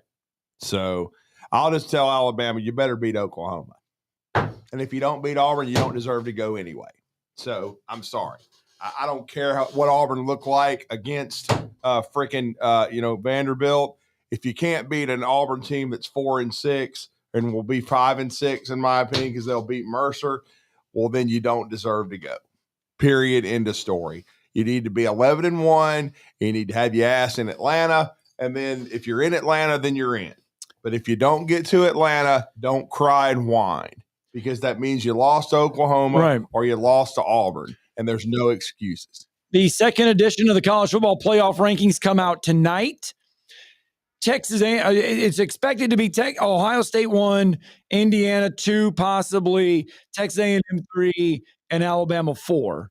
I would imagine it doesn't change. What Alabama is going to have to do if they can beat Oklahoma, which is going to be a hell of a challenge, they're going to have to do what Indiana did at Penn State. They didn't play their best game, and Penn State, Penn State dominated that game for most of it. I mean, and Penn State is Drew Aller's out. They've had to fire James Franklin. They've not lived up to their number 2 preseason ranking, but they played a really nice game, and yet Indiana found a way to win. Well, that's what Alabama's got to do. They got to find a way to beat Oklahoma, and they got to find a way to beat Auburn. And if they do, then they deserve to be in the playoff. If they don't, then send your ass to the crib for the second straight year. Let's go to the phone lines. Brandon is with us this morning. Good morning, Brandon. Good morning, Brandon.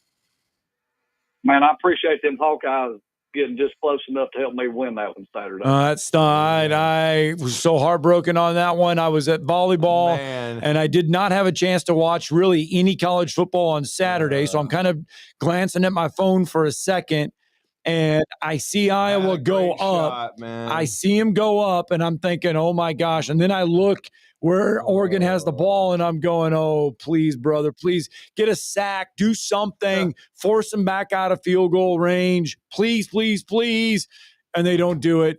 Should have beat Indiana at home, had a chance to beat the Hoosiers, and should have beaten Oregon at home on Saturday.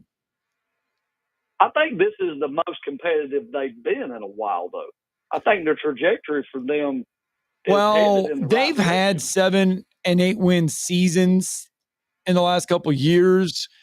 The thing with Iowa is they never had an offense to go with the defense. Mm-hmm.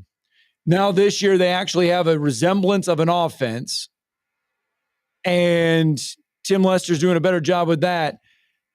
And they're there. They're starting to get all the pieces back on offense to be competitive, but they're actually a threat. Mm-hmm. And Brandon, I know how patriotic you are. You've already been to you've already been out to Colorado Springs to see Air Force and Navy. Do you want to partake in this trivia and have a chance to go to Army Navy? I want to, but I won't be able to go. My wife's cousin is getting married that weekend. And they're spending like $50,000 to get married at the castle at Disney World. Which, if it was not this one person, I would not go. There's no chance I would go at all. But she has done so much for us in the years gone by that you just got to shut your mouth and take that one and just be grateful. I don't know if I could do a destination wedding at Disney World. I know there's a lot of people that go there and do it. I don't know if I could even go there for that. Well, she worked there, and what she did for my wife and kids in discounts of going down there, as many times as they went, I'm going to say she saved us $20,000+. Wow. At least a minimum. That's serious numbers.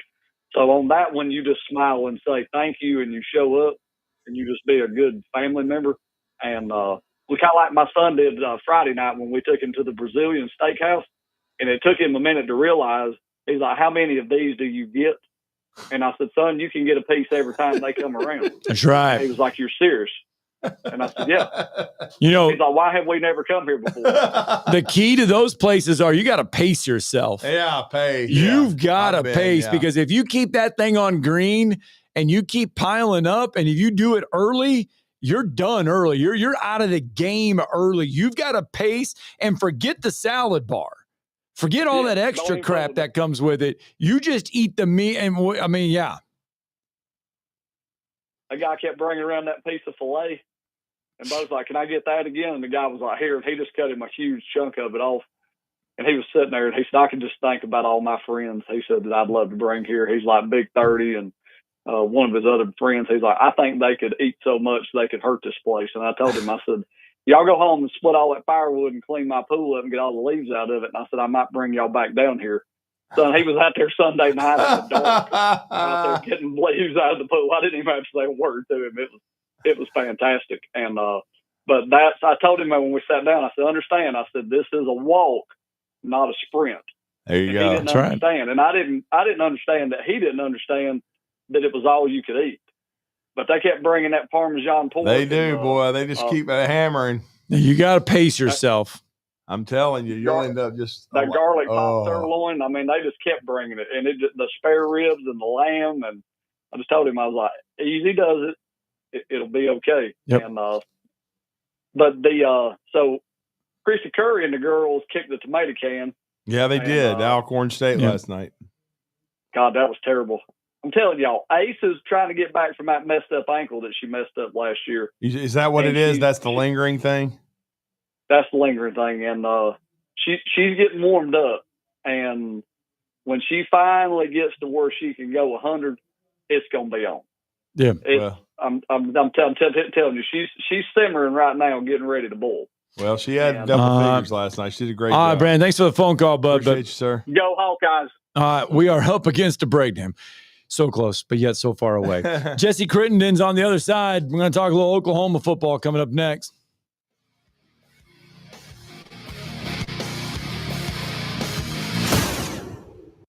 You're listening to Talkin' Ball on 97.7 ESPN The Zone.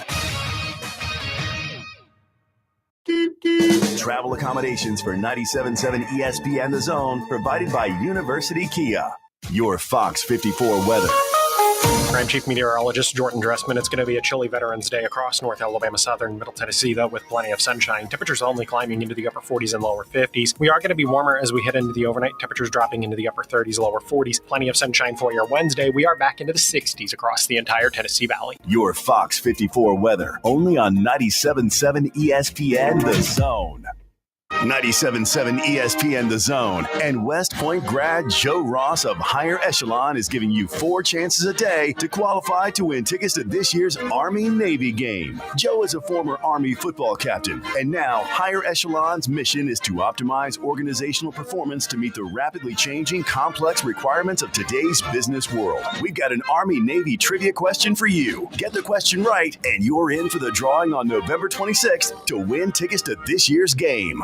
Eagle Masonry and Installation. It's right there in the name. Eagle is your one-stop shop for block, stone, or brickwork, monument signs, and outdoor kitchens and fireplaces. Eagle also offers the finest craftsmanship and insulation, including fiberglass or spray foam insulation, and of course, insulation removal. Philip Love and his team have years of experience, bringing the region the best in masonry and insulation services. For more information and a quote, visit insulatewitheagle.com or call 256-755-1556. Eagle saves you time. Eagle saves you money. Huntsville, get ready because Fight Night's coming your way November 22nd from the VBC South Hall with the CFC Rise of Champions. 16 blood-pumping matches, 5 featured title fights, and the most explosive MMA action in the Southeast. Get your crew together and reserve your VIP table or snag tickets at Ticketmaster.com. Don't miss out on the action. November 22nd, it's the Cage Fight Championships Fight of Champions. Your customers deserve the best, and so do you. You invest in your customers with your heart, soul, and skill. Well, it's time to invest in yourself with the next generation Cat 255 compact track loader from Thompson Tractor. After all, those who give their best deserve the best, and this machine has it all. With features that include a more powerful engine, tri-axle truck loading capabilities, a spacious cab, and a smooth ride for all-day comfort. Best of all, now Thompson Tractor is making that investment even better with our Workhorse Special. Get 0% financing for 36 months on the purchase of a new Cat 255 compact track loader that comes with a 3-year warranty. You also get a 74-inch bucket and 1,000-hour filter kit. Great news. This offer is now extended through the end of December. Visit ThompsonTractor.com for details. Thompson Tractor. We're here for you. Want to save some money? I can take money and I can make it into more money. Just check out our zone deals online at 977ESPN.com. We are 977 ESPN The Zone.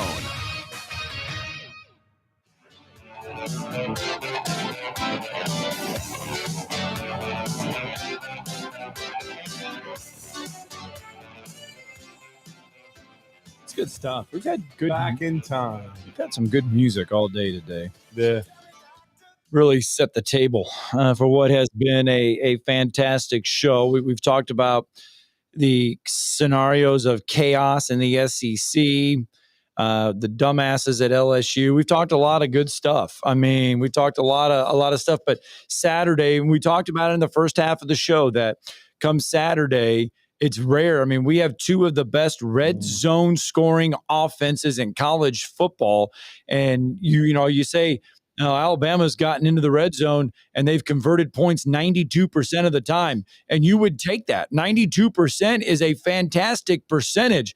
The only percentage better is 100%, and that is Oklahoma. Oklahoma has gotten into the red zone every time they've gotten in there. They have scored 28 times, 28 for 28. Well, I'll just say we got 2 gargantuan matchups in the SEC coming up on Saturday. We just talked to CJ Vogel about Texas traveling to Georgia. Now we're going to talk to another good friend of ours. He's going to be joining us via video. He does a great job for OU Insider with our good friend Brandon Drum. He's their team beat reporter. They are part of Rivals and On 3, and they will be in Tuscaloosa on Saturday. The other gargantuan matchup is the Alabama Crimson Tide hosting the Oklahoma Sooners. Oklahoma spanked Alabama last year and is looking to stay alive in the college football playoff conversation. And they're looking to make Alabama's life very difficult. If Alabama loses this game, it's going to make it much, much tougher for Alabama to get to Atlanta and to get into the college football playoff. But we're going to talk to Jesse Crittenden about the Sooners, who got a huge win in Knoxville a couple weeks ago as well, and now will be traveling to Tuscaloosa. Jesse, good morning. Good morning. How are you guys? We're good. Appreciate your patience waiting on us, and thank you for logging in. And, this is a big game for both teams. Oklahoma getting better, the best defense in the SEC. Alabama offensively not firing on all cylinders. A lot of intrigue, though. I think Alabama has taken some steps forward on defense. This looks like it could be a slobber knocker on Saturday afternoon. Yeah, I mean, it really does. And when you measure these teams and both sides of the ball, their strengths, their weaknesses, they all kind of like OU's defense, their run defense has been one of the best in the country all year. Alabama has struggled mightily to run the ball. OU's passing offense has not been very good this season. That's where Alabama's defense thrives. So I think when you look at this matchup, there's a myriad of ways I think this could go, because I think there's clear weaknesses that Oklahoma has that Alabama can exploit. I think there's clear weaknesses that Alabama has that Oklahoma can exploit. And when you think about where these two teams are, I mean, you feel pretty good about where you're at if you're Bama, but a home loss this late in the year, always tough. If you're Oklahoma, you're coming off a really good win at Tennessee, a season-saving kind of win, and you get the bye week, and that's great. But now you got to go do it again in Tuscaloosa for another season-saving win, or at the very least a win that would keep you in the playoffs. So I think this is a really, really interesting matchup that I think is hard to predict going into it. Then what are some of those things that Oklahoma can do off the top of your head that can come in and be challenging to Alabama? I think the main thing is Oklahoma, after struggling to run the ball the first 7 weeks, they have finally found a real groove in the running game. They have averaged over 166 yards a carry over the last 3 games. They're averaging 4.8 yards per carry over that stretch. And Xavier Robinson is a guy that basically wasn't even in the rotation through the first 6 games. Over the last 3 weeks, he's averaging almost 8 yards a carry. He's been fantastic. He was really good against Tennessee. So this OU rushing offense has been good. That's where Alabama has struggled. I mean, they did a better job against LSU, but if you look at how Alabama has struggled against the run, especially during SEC play, I think against their 4 SEC opponents, they've given up at least 130 yards on over 4 yards a carry. They've given up some explosive plays in the running game. So I think if you're Oklahoma, as much as the passing game hasn't been great and Alabama's secondary is daunting, their pass rush is good, I think you're worried. If you're Oklahoma, you might be worried going into it that passing is going to be a struggle. But if you're Oklahoma, I think the recipe is pretty clear. If you can come in and keep running the ball like you have, especially in these hostile environments, if you can keep Alabama's offense off the field, I think if you're Oklahoma, you feel pretty good about the situation where you can milk the clock, you can kind of take the air out of the game, you can put Alabama on their heels. I think as much as Oklahoma's not a perfect team, I think they can test Alabama in some ways they haven't been tested this year, and I think they can get Alabama on their heels a little bit more than they've been. And I think that's a clear way Oklahoma can attack this team. Well, and what about John Mateer and the progress he's made? Because I think we all understand he was playing really well before the injury. And then after he got injured, and then they diagnosed it following the win over Auburn in Norman, he came back 3 weeks later against Texas, and he didn't look like himself. It looked like he rushed back. Yeah, no, he did. I think hindsight's 20/20, but I don't know if hindsight was even needed in that Texas game. It was pretty quick. It was pretty quick for him to come back even when he did. But I think now that we have this 4-game sample size since he's returned, yes, it's clear that he came back too early. He has not looked like the same guy for the most part. And it's basically been in every facet. The passing numbers are way down. The running numbers are way down. His decision making has been bad. His pocket presence has been bad.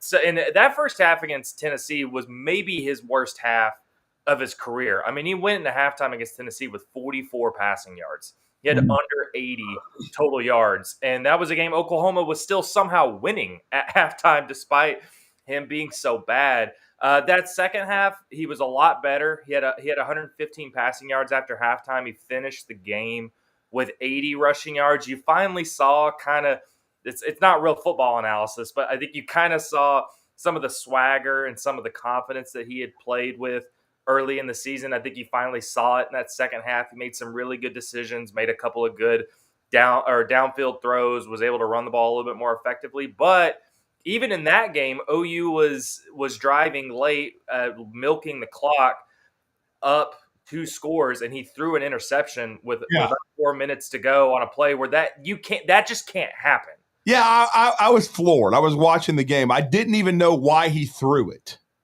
And Ben Arbuckle, the offensive coordinator, has taken the blame for it, saying that it was his fault because of Tennessee's defense. They put an RPO on that where there was one passing route, technically, that there was an option there. But Brent Venables said it very clearly after the game. That's a run every single time. And even if there's a pass option on it, you got to hand the ball off. So as much as he was better in the second half, that was still a moment where you're like, I just don't know how that happens on this stage in that game with that much experience John Mateer has. That's just something that can't happen. So Oklahoma comes in, and Jesse, if they want to stay in this playoff picture, this is a monster game for them if they want to be in the postseason conversation. No, it really is, and I think if you're Oklahoma, as much as this is a daunting matchup and probably the most difficult game you'll play all season, both because of the opponent and because of where it falls in the season, obviously it being in Tuscaloosa, this is a really daunting matchup. I think if you're Oklahoma, you feel pretty good about where you're at, right? Because you've won all of your true road games this year. That includes South Carolina and Tennessee, and even South Carolina. South Carolina hasn't been great this year, but Oklahoma went in and into South Carolina, won that game handedly. Then the following week, South Carolina took Alabama, had Alabama on the ropes in that game, showing that, it's not easy to win in South Carolina. And if you're Oklahoma, as much as this weekend is really daunting, Tennessee playing in Knoxville might be the toughest environment they'll play in all year, and they came out with a win, and they didn't play perfectly and still came out with a win. So I think Oklahoma knows the stakes here. Certainly they know they control their destiny to the playoff, and they know they can win in these type of games, but I don't think they've played a game quite like Alabama. And as much as they've passed a couple of tests this season, that this is a different one. And I think Oklahoma can still feel good about where it's at. But again, there's also the emotional toll of this, of having another must-win game on the road. It's a tough matchup for sure. Yeah, no doubt. And how healthy is R. Mason Thomas? Because he can be a dominant force. I really thought they to completely flip the game against Tennessee. His the fumble return for a touchdown, because if that doesn't happen, it looked like the Vols were starting to take control and they had scored already. They were moving the ball, and then it just seemed like, and he didn't play the rest of the game, but it seemed like that totally flipped it. Yeah, no, it did. Tennessee goes right down the field to start the game with big plays, and OU's offense comes out, lays an egg on its first drive, and then Tennessee's driving again, getting into the red zone before that scoop and score. There are a couple of plays away from going to 14-0, and that game just being getting totally away from Oklahoma. That's the question. Are Mason Thomas and Kobe McKenzie, they're starting Mike linebacker, those are two guys that are certainly questionable going into this weekend.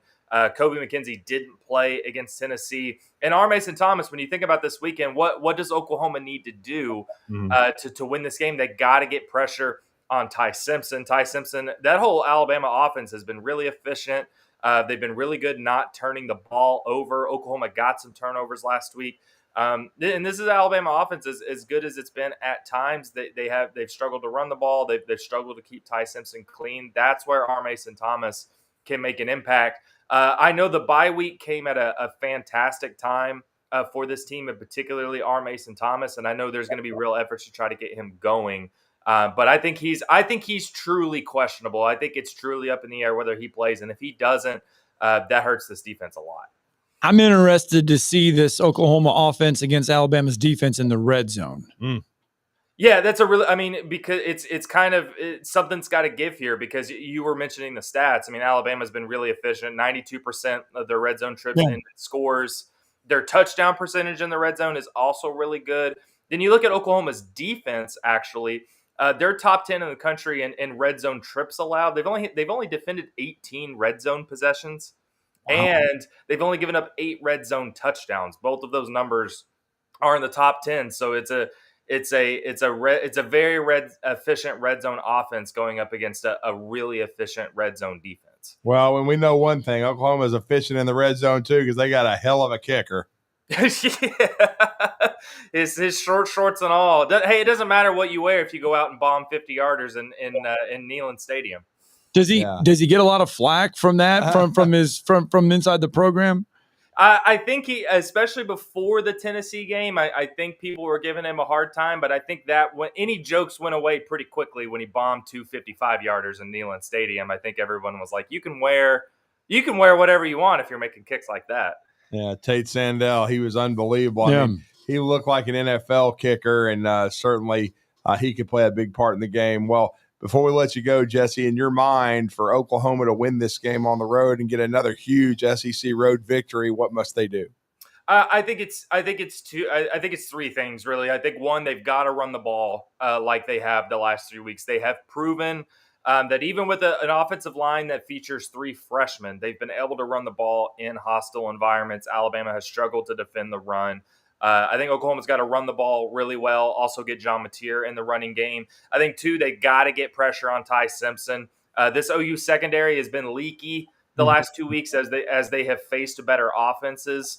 And they're going to get one of their starting cornerbacks back, and that's a big deal. But if Ty Simpson has time to throw, I just don't think that's a winning recipe for Oklahoma. So they got to get pressure on him. And then third, I think they've got to win the turnover margin. I mean, they won the Tennessee game because they won the turnover margin. Even with that bad John Mateer interception late, they still won the turnover margin, and that's part of why they had a lead. As bad as they played on offense going into halftime. This is an OU team. They're one of the worst in the country in turnover margin. This is a Bama team that's one of the best in turnover margin. I think if you're Oklahoma, given this environment, given how much the offense has been up and down, this has got to be a game where the defense forces a takeaway or two. The offense has got to take care of the ball. So I think it's those three things. I think with the third one, turnover margin being most important. I think whichever team wins that is going to win this game. Look, it's going to be huge. Great stuff, Jesse. Thank you for joining us via video and coming on and as always bringing it with the knowledge and the intel. Let everybody know how to follow you in your coverage this weekend.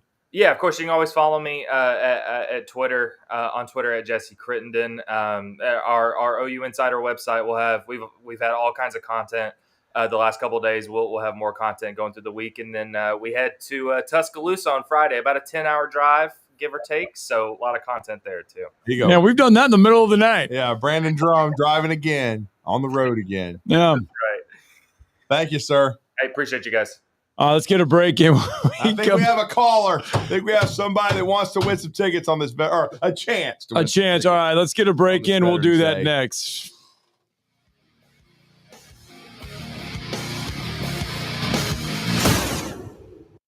You're listening to Talkin' Ball on 97.7 ESPN, The Zone.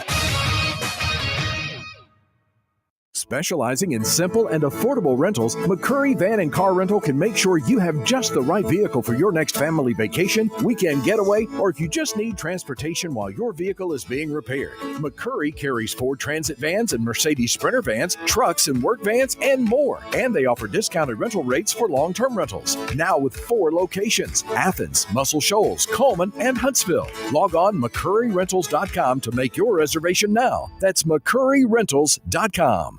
If hunting and outdoor recreation are your passions, it all starts with the right property. That's where I come in. I am Bo Butler with Southland Realty and Auction, a hunting and recreational land specialist and a Jackson County native who sees land through a hunter's eyes. Just as you trust your guide on a big game hunt, you can trust me to find the perfect property for you. Thinking of selling? Let me help you make your land attract buyers. Remember, Bo knows land. Call me at 256-609-0512. Tom Abraham here for my friends at All About Water. Crazy name, huh? Well, let me introduce you to them. All About Water is the top pond builder anywhere in the Tennessee Valley, and that includes remodeling or cleaning out existing ponds as well. They also have monthly maintenance plans for your pond. Don't have a pond? Well, how about a fountain or water feature for your property to bring that soothing sound of running water to your happy place? On the other hand, maybe you have water on your property that you don't want. Well, Ryan at All About Water is all about water, so he could take care of that as well. He has a background in fluid dynamics, and what that means is that he can take care of any water issue that you have.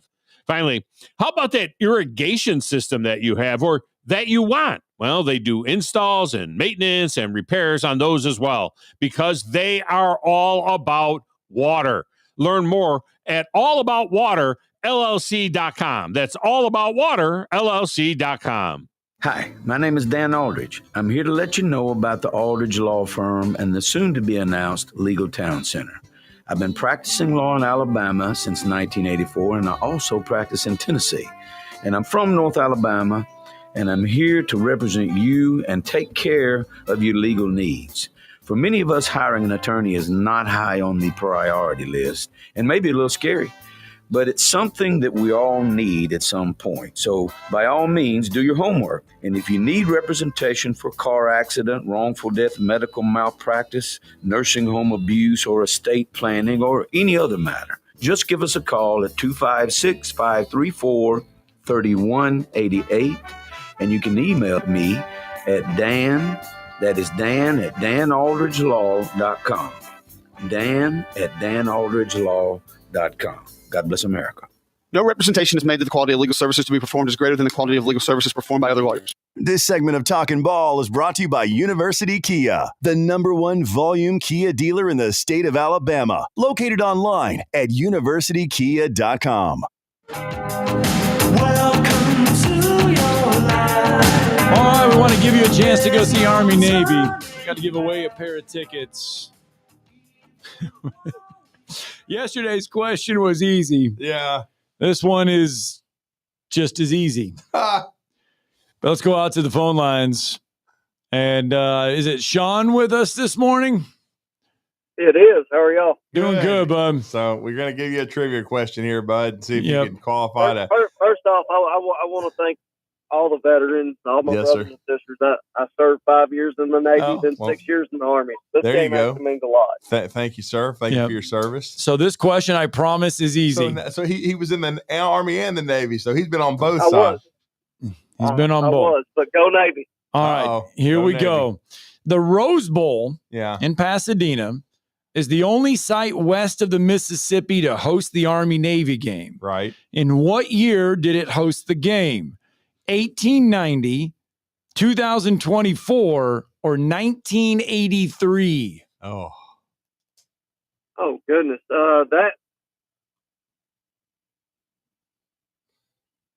Goodness. Give me those three one more time.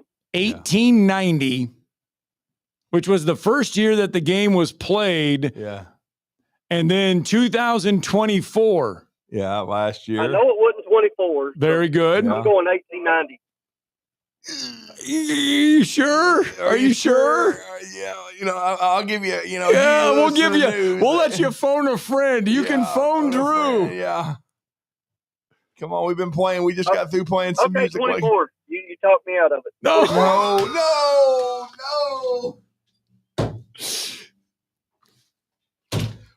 What era of music have we been playing all day on the show? Huey Lewis and the News, where are they? The other remaining choice is 1983. Yeah. Well, then it'd have to be 1890. No. The Rose Bowl hosted the game in 1983. Oh, man. Oh, well. All right, Sean. Thanks for the try. Sean. All right, Thank you for your service. That's awesome. Thank you for holding. Great show today. And we do pay homage to all our veterans. Yes, we do. Be here without you. Yes, we do. Prayers to you and enjoy Veterans Day today. Veterans Day Parade, downtown Huntsville. Enjoy it. From heirloom diamonds to contemporary jewels, Loring & Company is the place to find something truly special. Whether shopping for a diamond ring for that once-in-a-lifetime occasion or marking a milestone birthday or personal achievement with a Rolex watch, you'll find just the thing in our edit of the world's most sought-after brands, including David Yurman, Roberto Coin, Marco Bicego, and Fopay. Expect a treasure trove of the world's most unique, even breathtaking earrings, rings, necklaces, and bracelets, making choosing just one piece a challenge in itself. Loring & Company Jewelers on Airport Road. Normally, when you call a roofing company, all you hear is